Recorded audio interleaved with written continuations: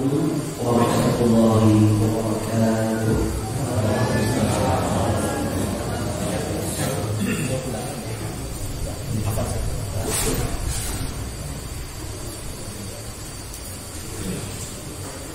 Kita bersyukur kepada Allah pada kesempatan hari ini. Allah Subhanahu wa Ta'ala memberikan taufik hidayah, kesehatan, kekuatan untuk kita bisa sama-sama bermajlis ilmu dalam kesempatan yang sangat jarang ini, di mana kita semua tahu dan sadar bahwa terkadang kita menginginkan sesuatu, tetapi Allah belum berkehendak dan sesuatu itu tidak terjadi pada kita. Dan yang lainnya, ketika kita tidak menginginkan sesuatu, tetapi Allah berkehendak, maka sesuatu itu terjadi pada diri kita. Kadang-kadang rezeki datang gak diminta oleh Gusti, gak diusahakan, tetapi rezeki itu mengejar kita dan kita dapat rezeki. Sebaliknya, ada orang yang ngotot, Pak, ngeyel, Pak, gak sholat bahkan. Nah, mengatakan kalau saya sholat waktu saya berkurang untuk urus sawah saya bisa. Kalau saya sholat waktu saya habis untuk urus hewan-hewan ternak saya. Sopir angkot, Pak, di Makassar, penghasilan 300.000 sehari, dikurangi bensin, dikurangi yang lain-lain, maka per hari bisa cuma dapat 75.000 sampai 100.000 per hari. Itu gak sholat subuh. Alasannya capek, Ustaz. Jam 7 itu udah start, Pak. Alasannya apa? Alasannya karena kalau telat, anak-anak udah pada sekolah. Jadi jam 6 itu gak jalan dia, udah ngetem di tempatnya. Subuh lewat, Pak. Tak tanya zuhur gimana? Piye, sholat gak? Dan Ustaz, kenapa? Di jalan.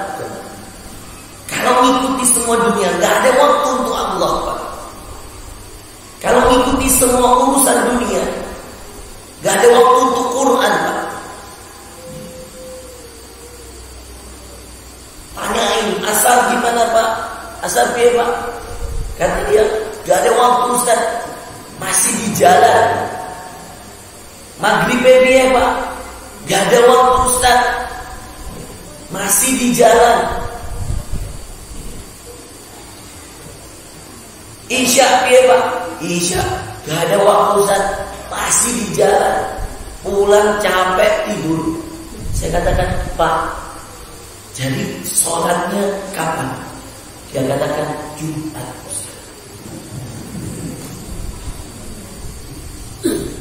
Ini tenang ini, Pak, serius. Ini kisahnya tahu. Mereka nyari apa, Pak? Rezeki, Pak. Nyari apa? Nyari hidup. Yang orang bilang makan, minum, rumah, sandan, pangan, papan. Itu, Pak. Nyari itu, Pak. Tapi lupa yang ngasih itu Allah. Kita dapat rumah yang ngasih Allah, yang nunjukin tanahnya nanti kamu di sini tinggalnya Allah, yang ngasih tumbuh-tumbuhan Allah, yang ngasih hidup hewan-hewan ternak. Lalu kita bisa jual, ada pembelinya. Kadang-kadang kita heran, kita ternaknya di Lumajang, yang belinya orang Makassar, Allah. Di Sudan itu pengirim hewan ternak terbanyak setiap kali musim haji, Pak. Dari setiap sudut Sudannya, ya Khartoum ibu kotanya, ya Omdurman, ya Donggala, ya Abu, macam-macam Pak. Setiap musim haji, Saudi butuh hewan ternak yang gak bisa mereka kumpulkan dari Saudi, karena peternak hewan ternak yang dipakai di musim haji, yang jago menternak itu orang Sudan. Maka kontainer Pak, ngirim kambing, ngirim sapi, ngirim onta. Diternaknya di Sudan, disembelihnya di Saudi Pak. Siapa yang menggerakkan? Siapa yang mengatur? Allah. Burung di udara. Kemarin saya 3 minggu yang lalu, 3 minggu atau sebulan? 3 minggu atau sebulan, saya lupa. Saya diundang Erdogan Pak, Presiden Turki, undang ikut konferensi Pak. Namanya konferensi Al-Aqsa, Muktamar Al-Quds. Foto-fotonya saya udah lihat di Instagram. Pembicaranya doktor-doktor dari berbagai negara. Salah satunya penasehat presiden orang Sudan, namanya Dr. Isom Bashir. Saya datang bawa istri, bawa anak. Acaranya di Istanbul, di Hotel Pullman. Yang hadir Erdogan berhalangan hadir. Yang wakili istrinya, Menteri Pemuda dan Olahraga, Menteri Pendidikan. Lihat ya. Saya ngobrol dengan peserta yang dari berbagai negara. Ulama-ulama besar, ada yang muda, ada yang tua, ada yang muda. Saya waktu itu perwakilan ulama muda Indonesia. Sampai di sana Pak, cerita kita. Di antara keajaiban Al-Aqsa, Palestina ini, tanahnya dijajah, yang menguasai Israel. Bayangin Pak ya, rahmatnya Allah ini. Tanah Palestina itu dijajah berpuluh-puluh tahun yang lalu Pak. Tapi gak ada cerita orang Palestina itu ninggalin sholat, gak ada Pak. Gak ada cerita anak-anak Gaza itu ninggalin Quran, gak ada. Bahkan ini yang dahsyat, ketika kemudian dibangunkan orang-orang Indonesia, Malaysia, Kuwait, Uni Emirat Arab, bangunkan mereka rumah-rumah tahfidz Quran Pak. Baru diresmikan pekan lalu, bulan depan meledak, boom. Yang lebih dahsyat lagi Bapak Ibu sekalian, setelah itu meledak, terkadang di dalamnya ada santrinya Pak, penghafalnya. Tiba-tiba ketika itu meledak, semua ibu-ibu orang tuanya Pak datang, masing-masing nyari anaknya Pak. Anak saya endi ya betul ya. Gini-gini lama di Ponorogo Pak, jadi ada alam sedikit-sedikit ya katanya. Setelah insyaallah. Anak endi? Anak itu apa Ustaz jawabnya Pak? Apa? Anak itu apa? Anak juga. Yuko endi gitu. Bener kan? Salah ya? Gimana kalau anakku mana itu gimana betul? Pakai bahasa Lumajang gimana? Yuko pulau pundi. Yuko pulau pundi. Nyari anak Pak, tahu nggak? Semua udah nyari anak, ketemu mayat-mayat Pak. Ini bisa nyata Pak, saya pernah ke Palestina sekali. Ya Al-Aqsa.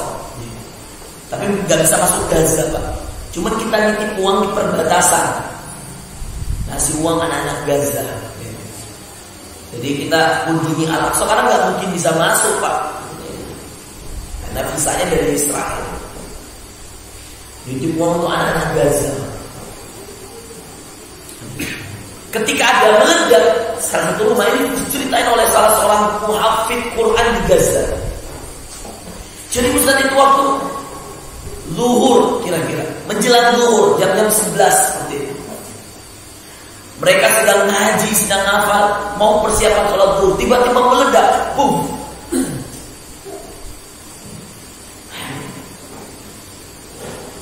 Semua nyari anaknya, Pak. Ketemu anaknya dan dipeluk dan seterusnya.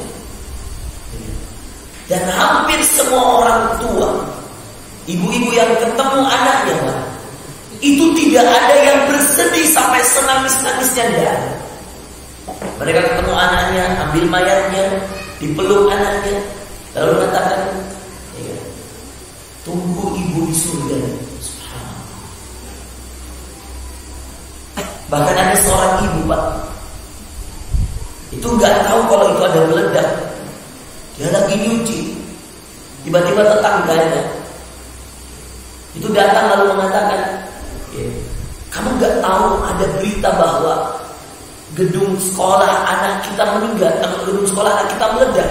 Kamu udah cek anakmu mana? Apa kata dia? Tidak perlu dicek. Kalau hidup pasti dia pulang. Kalau mati dia tunggu saya di surga. Coba, Pak. Coba lihat. Apa kata dia? Gak perlu dicek. Udah biasa bagi ibu-ibu di sana itu. Ketika ada bom, gedung meledak, banyak mayat meninggal, kata dia gak perlu dicek. Kalau hidup dia pasti pulang. Kalau meninggal dia udah tunggu saya di surga.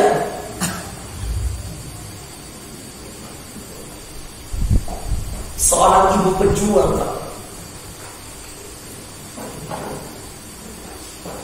Lihat keberkahannya. Gaza itu di tepi, Pak. Kalau lihat peta itu dia di tepi. Sananya laut. 10 km dari laut itu sudah kapal selam Israel semua. Serius tak tenang nih. 10 kilo dari laut itu sudah kapal selam Israel. Jadi orang Gaza itu nggak boleh keluar daerah. Gaza itu, Pak, Jawa Timur ini kayak Lumajang aja, Pak. Kecil. Bandaranya ditutup. Perbatasan dengan Rafah di Mesir ditutup. Gak bisa kemana-mana, Pak. Tapi Masya Allah, di sana zaitun terbaik. Allah berikan di pinggir-pinggir lautnya itu, Pak. Dari ini. Itu ada kerang-kerang yang Masya Allah terbaik. Ada kayak semacam berlian-berlian, Pak. Itu terbaik. Mereka dikurung oleh manusia, tapi dibebaskan oleh Allah. Tempatnya kecil, tapi hati mereka merdeka, Pak. Merdeka karena hidupnya untuk Allah, Pak. Bayangkan kalau nyari anak saja dia bilang kalau hidup pulang, kalau mati dia tunggu saya di surga. Itu akidah. Iki tauhid, Pak. Bahwa yang menghidupkan dan mematikan itu bukan Israel. Israel mau serang seperti apapun, kalau Allah bilang hidup, hidup, Pak. Tapi Israel kalau tidak menyerang pun, kalau Allah bilang mati, mati. Bodoh, Pak. Sama. Karena kehidupan dan kematian Allah yang tahu. Itulah kenapa Allah mengatakan Tabarakalladzi biyadihil mulk. Al-mulk. Kata Allah, Maha Suci Allah, di tangannya lah kerajaan. Dan Allah mengatakan wa huwa ala kulli syai'in qadir. Allah berkehendak atas segala sesuatu. Apa ayat selanjutnya? Alladzi khalaqal maut. Allah yang menciptakan kematian. Wal hayat. Allah menciptakan kehidupan. Liyabluwakum, untuk menguji kalian. Hidup ini gimana? Ujian, semuanya ujian. Untuk menguji kita, Bapak Ibu sekalian. Ayyukum ahsanu amala. Mana di antara kalian yang paling baik amalnya?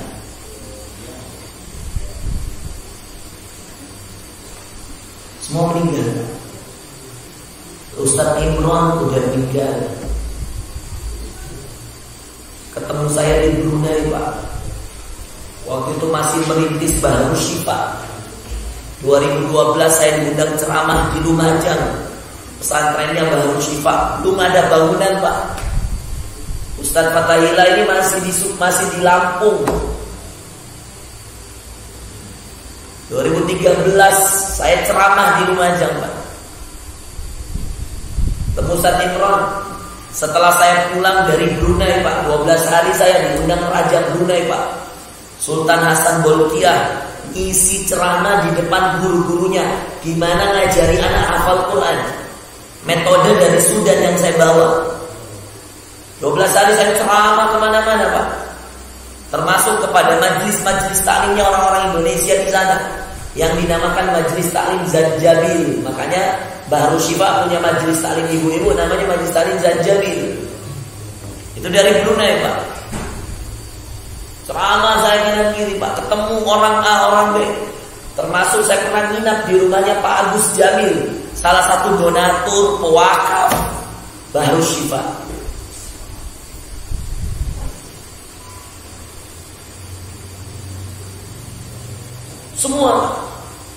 Semua orang akan menemui kematiannya. Semua orang akan menemui ajalnya Pak. Tapi yang tinggal amalannya Pak.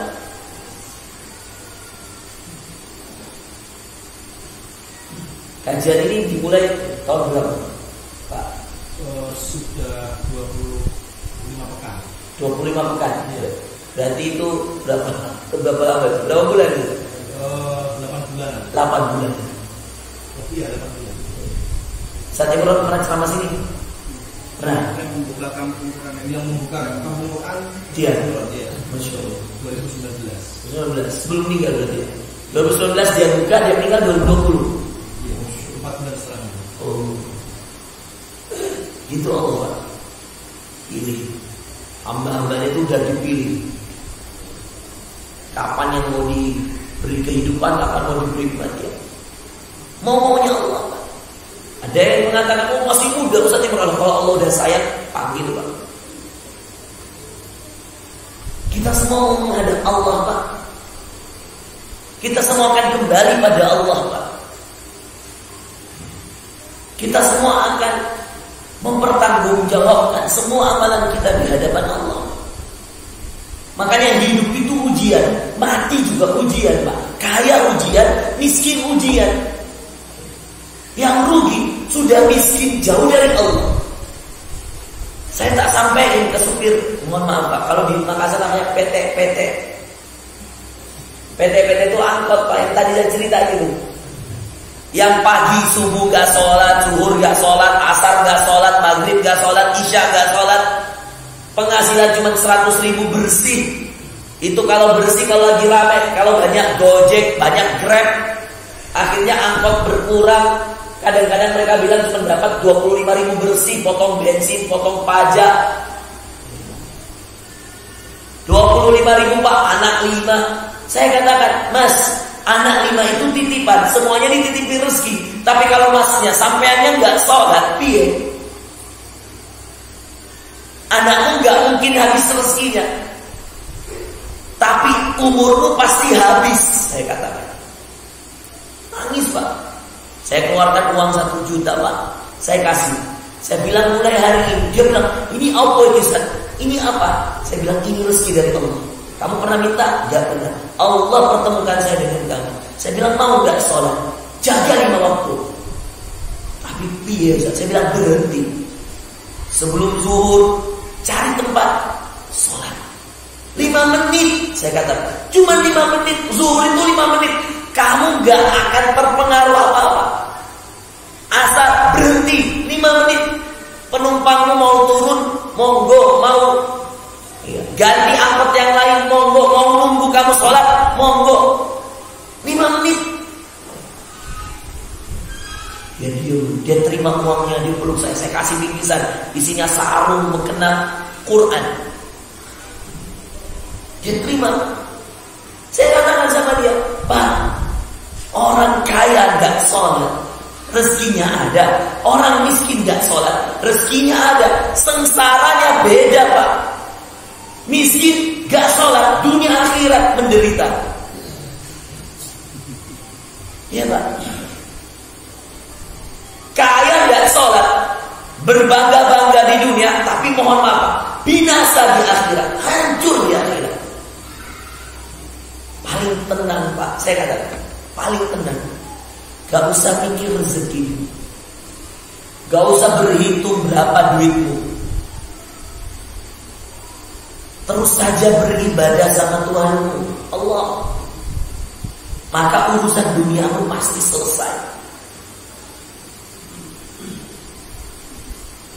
Yang bimbing kita itu Allah, yang nunjukin kita sesuatu itu Allah, yang ngasih kita ilmu Allah, yang nitipin kita harta Allah, yang ngasih kita rumah Allah, ngasih kita istri Allah, ngasih kita anak Allah.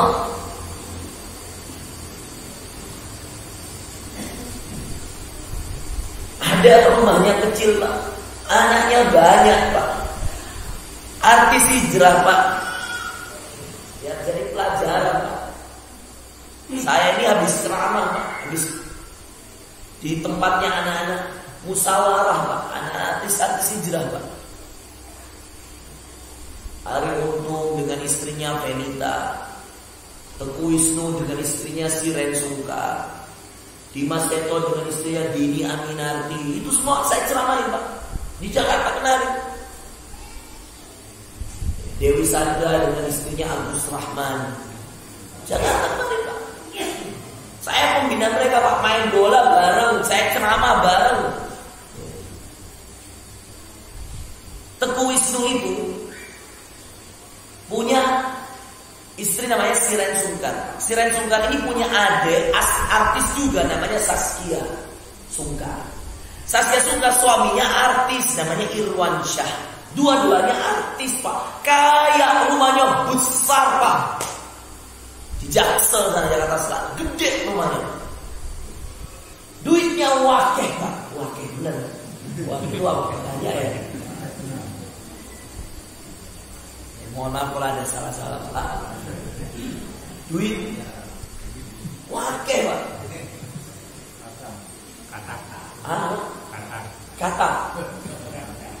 Kata kalau banyak duitnya kata Pak.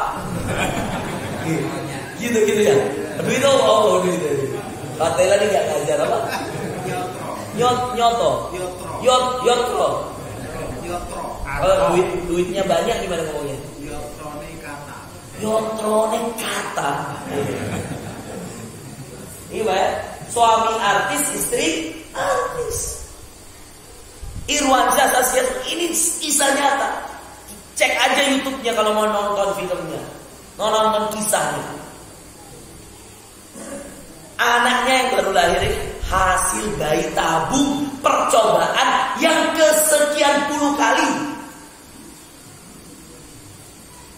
Berkali-kali Pak, ke Jerman, ke Amerika, ke Belanda, ke Singapura, ke Malaysia, bertahun-tahun nyoba pengen punya anak. Apa lagi anak itu apa? Bahasa Jawanya apa? Kalau aja Yuko tadi ya. Pengen punya Yuko.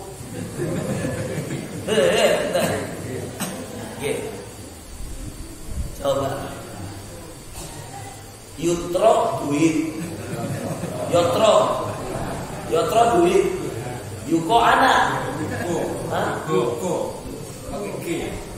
Oh, Yugo. Oke. Yugo anak. Terus uang Yotro. Ada Yotro, gak ada Yugo. Banyak Yugo, gak ada Yotro.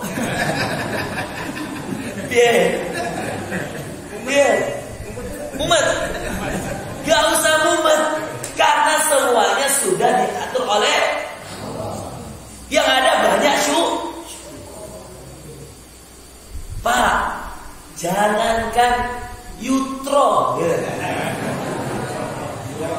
Yotro Yugo, ya. Jangankan Yotro itu uang Pak.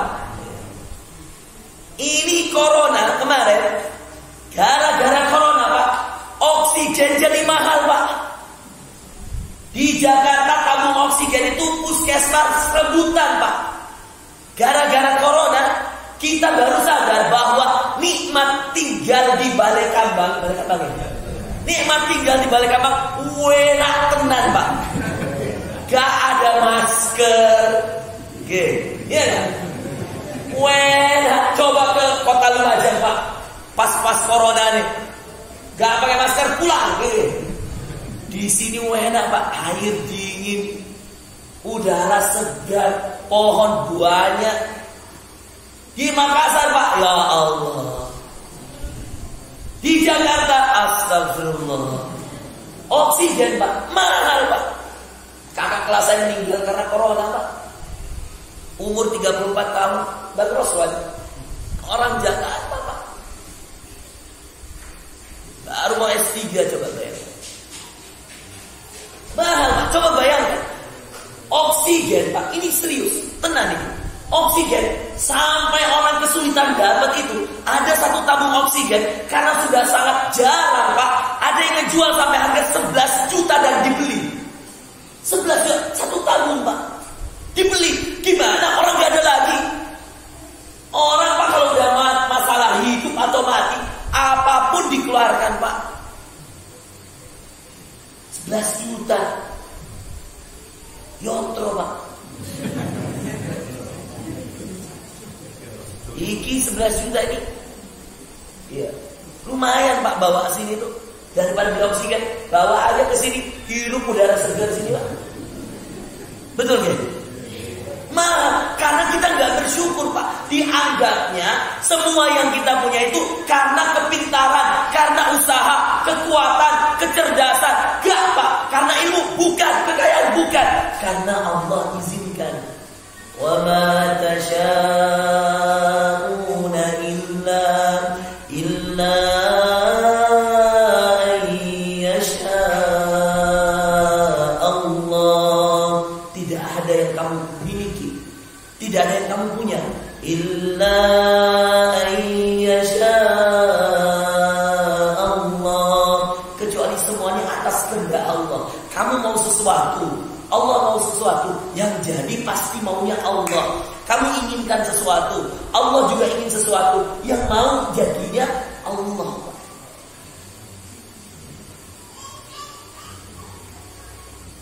Habis ratusan juta, wallahi, keluar negeri kemana, bahkan bisa jadi miliaran. Barulah seorang Zaskia dan barulah seorang Irwan Syah. Ya Allah, alhamdulillah, hari ini alhamdulillah sudah punya anak namanya Ukasha.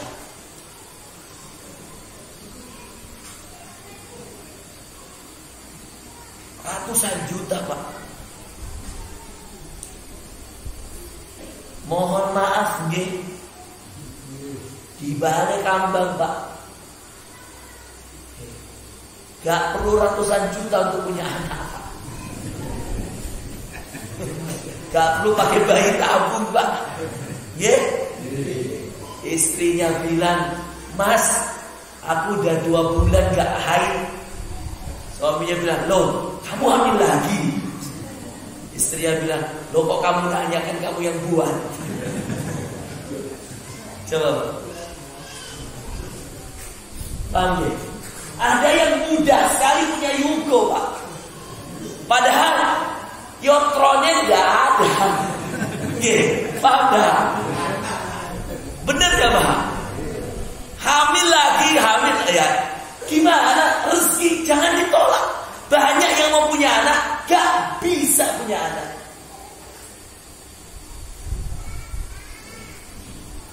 Yotrone wakeh Pak, Yugonen iya, entek. Gak ada itu habis ya bulannya. Gak ada, Yugonen gak ada Pak, gak punya. Bayangkan itu, Masya Allah.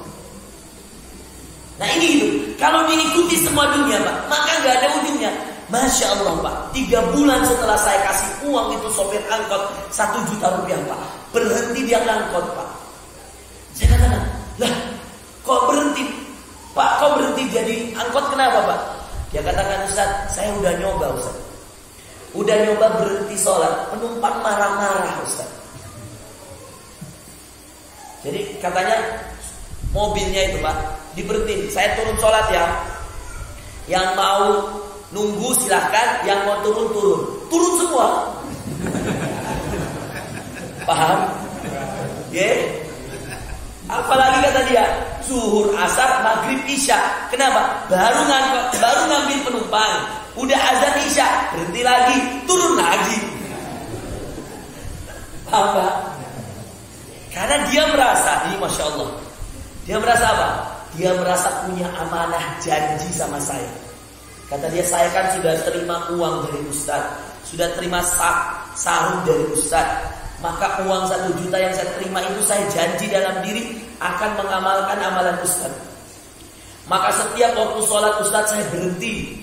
Seperti kata Ustaz, tanya penumpangnya, saya mau sholat, mau turun sholat, yuk sama-sama. Mau turun cari angkot lain, silahkan. Semuanya turun cari angkot lain. Menandakan apa Pak? Menandakan apa? Ayo, suruh sholat, berhenti yuk turun sholat, atau cari angkot lain. Semuanya cari angkot lain. Itu dijalani 1 bulan Pak. Semua cari angkot lain. Menandakan apa Pak? Menandakan orang yang suka sholat sedikit. Benar? Orang yang mau sholat itu sedikit. Semuanya cari dunia. Maka dia mengatakan, gak bisa saya sholat, saya mau ke kampus, saya mau ke kantor, saya mau ke pasar. Semua cari dunia. Lupa, kalau di tengah jalan pun kamu bisa mati. Ya belum salat, astagfirullah. Wassalamualaikum.